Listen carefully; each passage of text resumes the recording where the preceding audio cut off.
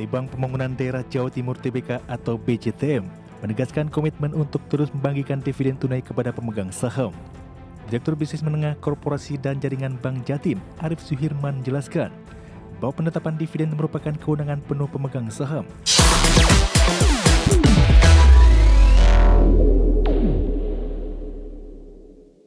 Pemirsa, PT Bank Pembangunan Daerah Jawa Timur atau BJTM menegaskan komitmen untuk terus membagikan dividen tunai kepada pemegang saham.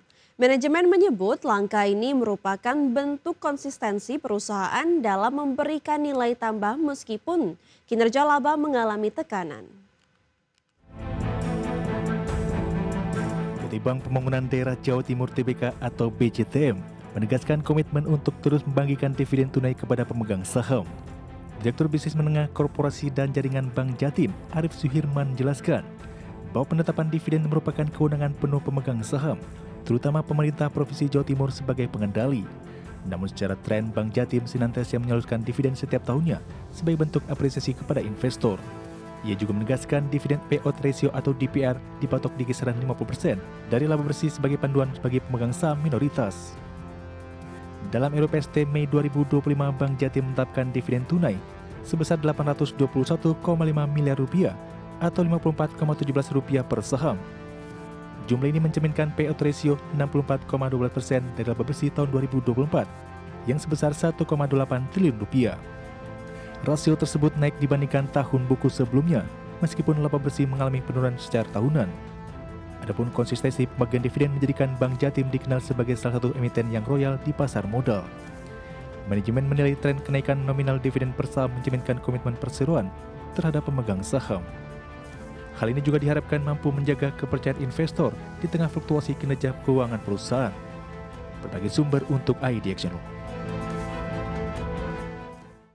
Dari informasi emiten kita beralih ke update IHSG sesi pertama, pemirsa, di mana IHSG pada sesi pertama hari ini ditutup menguat 1,04%, di mana IHSG mencapai level 7.828,66.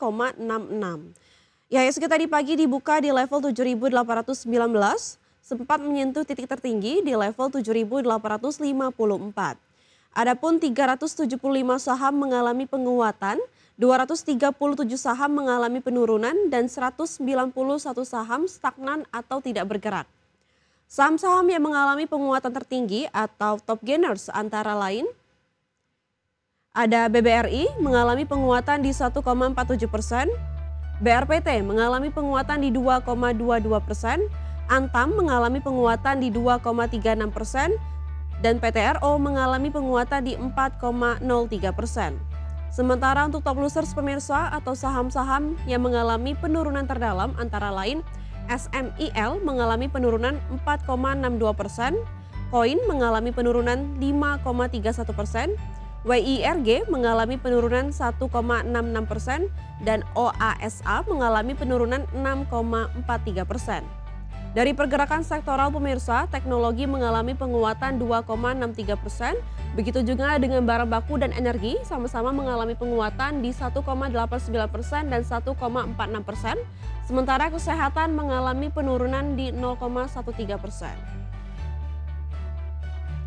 Pemirsa, harga saham PT Bank Sentral Asia TBK terkoreksi hingga hampir 19% sepanjang tahun ini. Meski begitu, pihak perseroan memastikan belum memiliki rencana melakukan pembelian kembali saham atau buyback dalam waktu dekat. Perseroan menegaskan fundamental tetap solid serta menjaga kinerja positif di tengah volatilitas pasar. Harga saham PT Bank Sentral Asia TBK emiten berkode saham BBCA terkoreksi hampir 19% sepanjang tahun berjalan. Meski demikian, pihak perseroan menegaskan belum ada rencana untuk melakukan pembelian kembali saham atau buyback dalam waktu dekat. SVP Investor Relations BCA, Rudi Widiharjo mengungkapkan, buyback terakhir dilakukan pada Maret 2025 saat pasar saham mengalami koreksi tajam. Rudi menegaskan saat ini keputusan disesuaikan dengan mekanisme pasar dan belum ada rencana untuk melakukan langkah serupa dalam waktu dekat.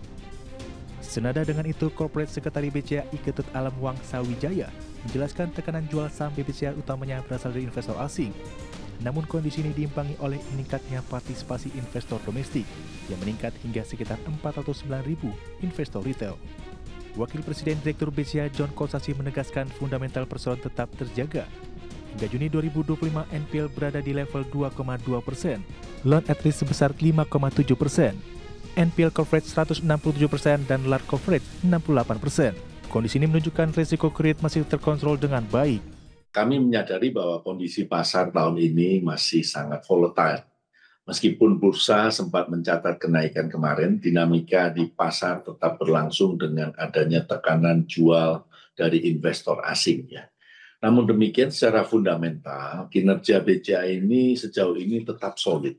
Neraca keuangan tetap terjaga dengan baik, likuiditas dan aspek permodalan berada pada tingkat yang sangat-sangat memadai.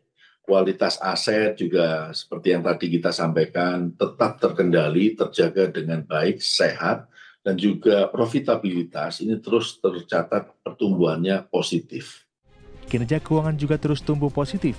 Pada paruh pertama 2025, BCA membukukan kredit Rp999 triliun atau naik 12,9% year on year. Dana pihak ketiga tercatat di Rp1.190 triliun, tumbuh 5,7% year on year. Laba BCA pun meningkat 8% year on year, menjadi Rp29 triliun didukung pertumbuhan pendapatan bunga dan non-bunga. Selain itu, BCA terus memperkuat digitalisasi melalui aplikasi My BCA yang kini terintegrasi dengan BCA Sekuritas dan Welma. Sementara itu, Perseroan juga berkomitmen menjaga rasio dividen payout di level 68%, dengan catatan dividen interim yang terus mengalami peningkatan secara historis. Tim Liputan IDX Indo.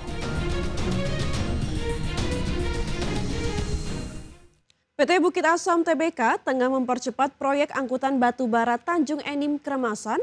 Perseroan menyiapkan belanja modal hingga Rp5 triliun dengan target operasi komersial pada kuartal 2 2026. Hingga Juni 2025, produksi dan angkutan batu bara PTBA terus mengalami kenaikan signifikan.